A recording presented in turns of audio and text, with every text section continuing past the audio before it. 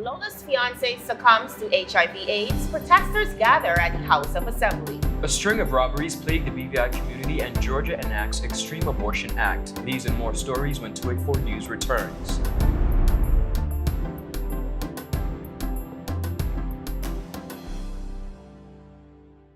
Get online today with CCT Go Fast LTE. Simply select from any one of our Go Fast LTE plan options. Each plan offers unlimited wireless residential internet and are priced to suit your budget and required data speed. Stop by any one of our locations and speak with one of our representatives and get online with Go Fast LTE, the BVI's preferred choice for reliability, speed, and affordability. CCT Life Unlimited. Welcome everybody, it's Friday, May 17th, 2019. I'm Ron Grant. And I'm Javon Wilson. Topping our newscast today, news reaching our media house has just confirmed the death of Kerwin Williams, a Guyanese native who happened to be the renowned fiance of Lolita Calendar Skelton. Lolita, also called Lola, was recently charged with conspiracy to impersonate in the BVI when she tried to falsify the results of her HIV test by having an accomplice by the name of Eric impersonate her. The situation raised many red flags after she would have made several attempts to do same, but of course was denied, subsequently gaining the attention of the Royal Virgin Islands Police Force, which led to her charge. Many social media enthusiasts have since taken to social media, attributing the man's fast death to the live video that Lola did, revealing that he was HIV positive and also trying to deny that she allegedly didn't have the virus. It is also alleged that another young lady lost her life to suicide, whose name was mentioned in that said video, accused of having a relationship with the man. Now, whether this is true or not, there is a big lesson to be learned here. We have to pay attention to the construct of social media and take into consideration what we like to use it as a platform to do. This technological age affords us the unprecedented opportunity to connect with the world on a positive note, to promote and to milk our creative ideas, to reach the masses with messages of positivity and upliftment. Let's look at this situation and all the persons involved as a prime example of how things can spiral out of control. Indeed. When we let the world into our personal lives and use this platform for the demise of others. Since this revelation, we've seen a storm of online bullying and judgment being casted. And research has shown, and this is something we can all agree on, Ron, research has shown that we are able to live a long, healthy life even after contracting the virus. But we continue to see persons highly discriminated Stigma. as Absolutely. if it is a death sentence. It is time for us to do better. But most importantly, it is time for us to lift these persons in prayer. And of course, all Absolutely. the persons affected by this tragedy. Could not agree with you more, Jovan. It was a different scene at the House of Assembly this morning as legislators met for the third sitting of the first session of the fourth House of Assembly. But not only did legislators gather to discuss state business, but concerned citizens, members of the 4th District electorate, friends, family, and former legislators gathered outside the House of Assembly in protest of the saga involving Speaker of the House of Assembly, the Honorable Julian Willock, and Mark Vanterpool.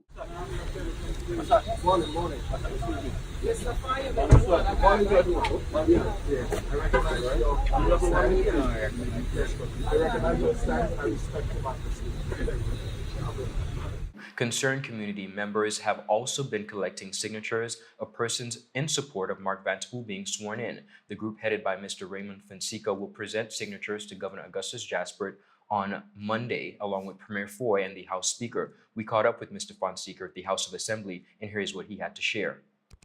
Morning, 24. We're just here today to do a peaceful demonstration against the decision of the Speaker thus far of not swearing in a member of the 4th District, Honorable Mark Vanterpool.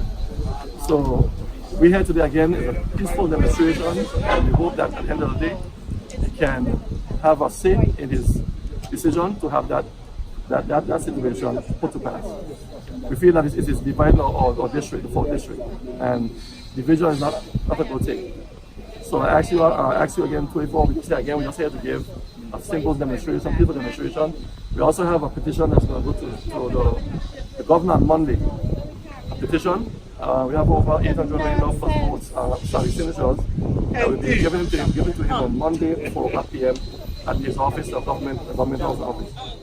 Now, of course, this is in all hopes of the matter being resolved and the member-elect Mark Vanterpool being able to be sworn in. Leader of the opposition, the Honorable Marlon Penn, also presented a series of questions to Premier and Minister of Finance, the Honorable Andrew Foy, in regards to the legal costs of the proceedings. He questioned as to who is paying for the court matters and what is the exact cost of the court matter to this honorable house.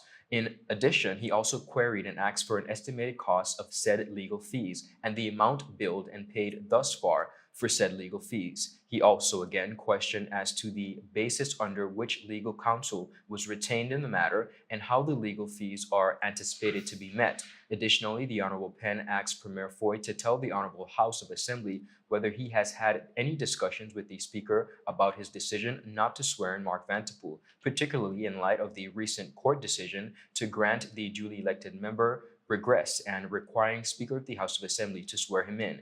The Leader of the Opposition also asked the Premier to tell the House what is his position on the matter and whether or not it was shared with the Speaker of the House of Assembly. A lot of legitimate concerns as Indeed. we try to hold our government accountable. All right. Viewers, we'll be right back after a word from our sponsors. When you need to stay connected with friends and families at home or abroad, the best choice for you is Freedom. CCT Freedom. With the lowest rates in the market, our Freedom plan gives you unlimited calls and texting. Plus, our Freedom One package includes 10 gigabits of super fast, unlimited LTE data and unlimited calls to the BVI, USA, USVI, Canada, Puerto Rico, and UK lines. Why pay for overages when you can enjoy CCT Freedom? Stop by at one of our stores today and speak with one of our representatives to find out more about our CCT Freedom packages. Welcome back, everyone. This week alone, the Royal Virgin Islands Police Force made several arrests and charges in relation to a number of burglaries and robberies across the territory. Police arrested and charged Shanella Smith, 25, of Long Trench for burglary, Glenroy Fergus, 33, of Parham Town for burglary, and Justin Wright, a 23-year-old native of St. Vincent and the Grenadines, for burglary. In addition, police arrested and charged Ariane Foy, 23, of Bellevue, for robbery and possession of a controlled drug with intent to supply, Shaquille Benjamin, 23, of Bellevue, for robbery, and Dimitri Stout, 27, of Bellevue, for robbery. All appeared before the magistrate court and were granted bail. The most recent robbery this week, as we would have reported earlier this week, Jovan, happened and took place at Capriccio's restaurant located on the waterfront opposite to the Rotown Ferry dock Tuesday evening. It was reported that a lone gunman entered the establishment, demanded cash, and attacked one of the employees. The assailant fled the scene with an undisclosed amount of cash, a bag, and other personal documents belonging to the employee, leaving the victim with multiple injuries as she was gun-butted several times by the gunman. Now, our newsroom is in receipt of some pictures released by the victim as she was treated at the hospital. We'll not be showing them as they are pretty gruesome. The Royal Virgin Islands Police Force continue to be keen on receiving any information that could lead to identifying the suspect. A reward is also being offered for the return of the personal items. And on the international scene, Georgia Republican Governor Brian Kemp a few days ago signed a fetal heartbeat bill that seeks to outlaw abortion after about 6 weeks, a bill considered to be the most extreme abortion ban in the United States of America. Not just because it would impose severe limitations on a woman's reproductive rights, but also because it would subject women who get illegal abortions to life imprisonment and the death penalty. Now, if this bill is to take full effect, of which it is due to by January of 2020, many things needs to be considered. Let's look at the inmates who are impregnated while they're incarcerated. It is safe to say that the state will be illegally holding thousands of citizens in jail without bond, since under this act, pregnant inmates' fetuses have independent rights, including the right to due process. Now, can a juvenile attorney represent an inmate's fetus and demand its release? If not, why? It is an egregious due process violation to punish one human for the crime of another. If an inmate's fetus is a human, how can Georgia lawfully detain it for a crime it did not commit? What about cases of rape? Why do we force our women to bring forth a product of rape? Shouldn't procreation be a choice?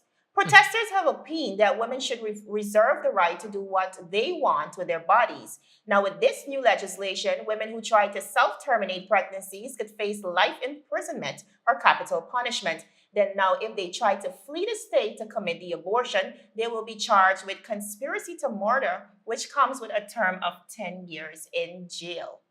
Of course, protesters across the world are speaking out against this for the law to be reformed, but situations like these makes us wonder, Ron, Indeed. if legislators have lost their minds. Well, it's quite a serious matter, Jovan, so we'll await to see what becomes of this new happening. 284 News takes its time to express our deepest sympathy to the families that would have lost their loved ones over this past week. You are in our thoughts and our prayers. Always. Viewers, that's it for today's news roundup. Be sure to like us on Facebook at 284 Media. I promise you wouldn't regret it. And 284 BVI on Instagram as well as Twitter. I'm Javon Wilson. And I'm Ron Grant. This news segment is proudly sponsored by As You Like It Hair and Barbershop, located in the Mill Mall, right upstairs of Cito's Restaurant. Be sure to join us again on Tuesday at 3 p.m. as we deliver honest and impartial news right here on 284 News. Happy Friday, everybody. Have a great weekend. Bye.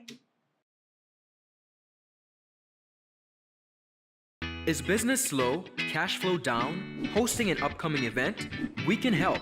Advertise with 284 Media and take your business or event to the next level by enhancing your present marketing and messaging strategies. Allow our team of experts to create a personalized ad that sets your business apart from all the rest. This could be your business or event. So, what are you waiting for?